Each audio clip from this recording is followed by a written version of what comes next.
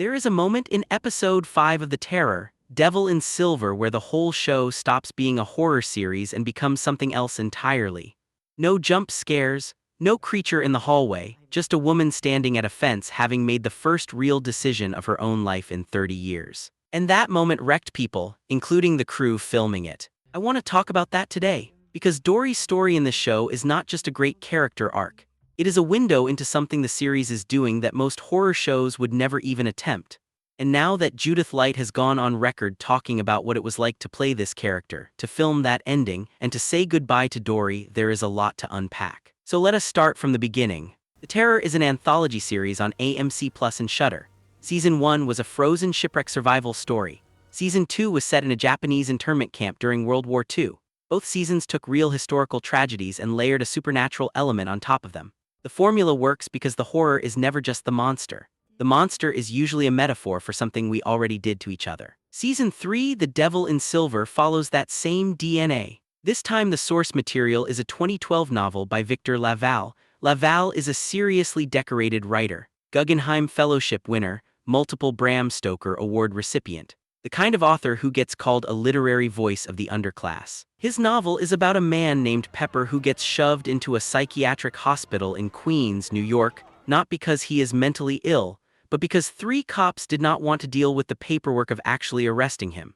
And once you are inside the system, getting out is not as simple as saying you do not belong there. The show stars Dan Stevens as Pepper. If you know Dan Stevens from Legion or from that movie Abigail, you know this guy commits completely to chaotic energy roles. He is well cast here, but the show is not just about Pepper. The hospital has other patients, and the most important one, especially by episode 5, is Dorry. Played by Judith Light, Dorry is the longest-serving patient at New Hyde. She has been there for roughly 30 years. She is the one who greets Pepper when he first arrives. And the first thing she says to him is, "You were summoned." Right away, that line does 2 things. It tells us this place has rules beyond what we can see. And it tells us Dorry has been here long enough to understand those rules in a way no one else does. Let us talk about Judith Light for a second, because this casting is not accidental. Judith Light is a 2-time Tony Award winner and a multiple Emmy Award winner. She spent years on the soap opera One Life to Live, then crossed over into Who is the Boss, then disappeared for a while before an extraordinary late-career resurgence that most actors would kill for. She won back-to-back Tony Awards on Broadway in 2012 and 2013. She had a key role in Transparent. She has been consistently excellent in everything she does, and she brings a quality to her performances that is difficult to name. It is something like accumulated grief, like a person who has lived a long life and carries all of it in her body. For Dorry, that quality is not just useful, it is essential. Because Dorry is not a big, expressive character, she is not written to be flashy. She is written to be a warning, a cautionary tale. Pepper looks at Dorry and is supposed to see what happens if you stop fighting the system, if you get absorbed by it. But Judith Light does not play her as defeated, she plays her as enduring. There is a difference, and that distinction is what makes episode 5 land the way it does. Reviewers across the board have singled her out. Bloody Disgusting called her performance Emmy caliber. The Hollywood Reporter noted she was emotionally resonant. The AV Club called episode 5 her penultimate hour with emphasis. And this is not a case where the performances are being praised in spite of the writing.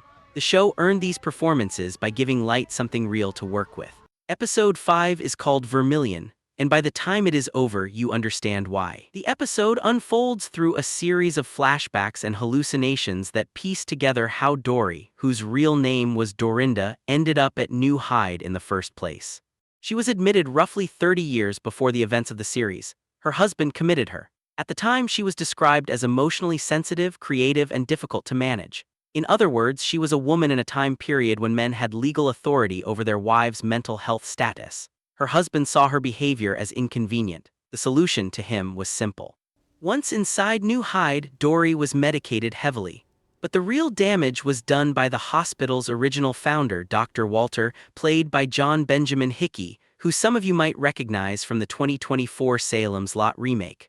Dr. Walter put Dorry through multiple lobotomies over the years. Now, for those who are not familiar with the history of lobotomies, let me give you the short version, and it is genuinely one of the darkest chapters in medical history. The lobotomy was a procedure that surgeons used primarily in the mid-20th century.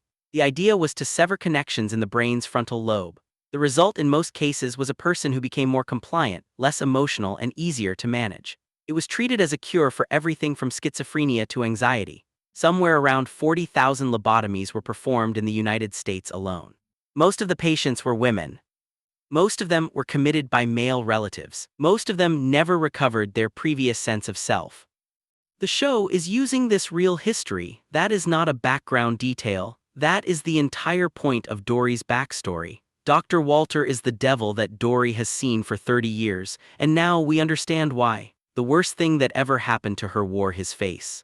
Now let us talk about what happens at the end of the episode. After Kofi, who is one of the other central patients, is killed by police who mistake his agitated state during a fight with the creature for an actual attack, Dorry is hit hard. She has been in New Hyde long enough to know what the system does to people. She has watched it happen for 3 decades. And she carries guilt because she spent years in a state of compliance, including unknowingly enabling the creature by keeping its existence quiet. Then the hospital receives a closure notice. The patients will be moved somewhere else. A new set of walls, a new set of rules, a new group of staff with the same unchecked power the previous ones had. And Dorry makes a decision.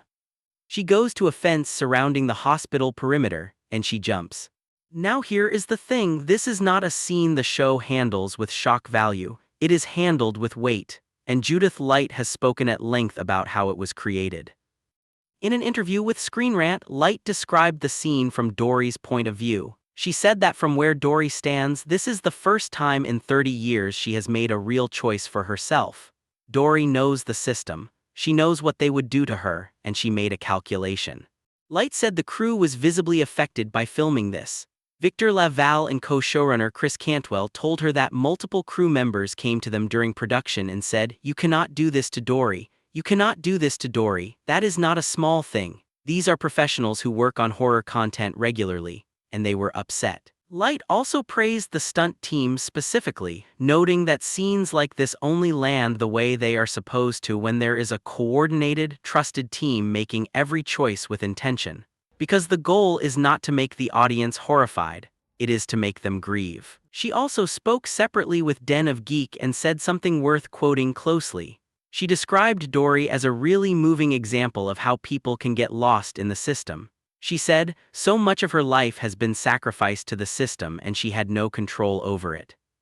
And that phrase, "no control over it," is the center of gravity for everything in this episode. Here is where I want to zoom out for a second because the terror, Devil in Silver, is doing something really specific with its horror framework that I think deserves more attention than it is getting in the coverage. The creature in this show, the thing with the bison head and the old man's body, feeds on misery. That detail is not decorative. The show has established that this entity thrives in places where people are already suffering. It did not choose New Hyde randomly. New Hyde is the perfect habitat because the real horror was already there before the monster showed up. Victor Laval's original novel was compared to One Flew Over the Cuckoo's Nest when it came out in 2012, and that comparison is fair on the surface.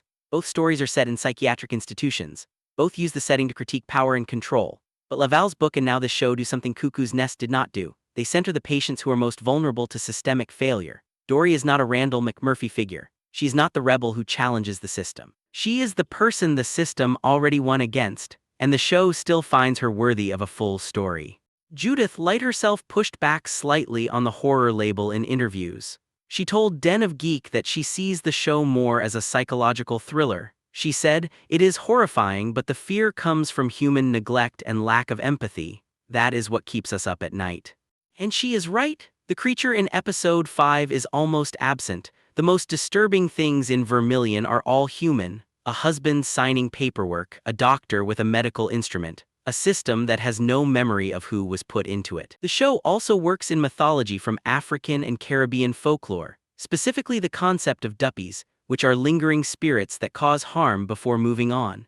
This fits naturally into the show's Queen's setting and adds a layer to how the supernatural elements are grounded in cultural specificity rather than generic horror tropes. The terror, Devil in Silver, wraps up with its finale on June 11th on AMC Plus and Shudder.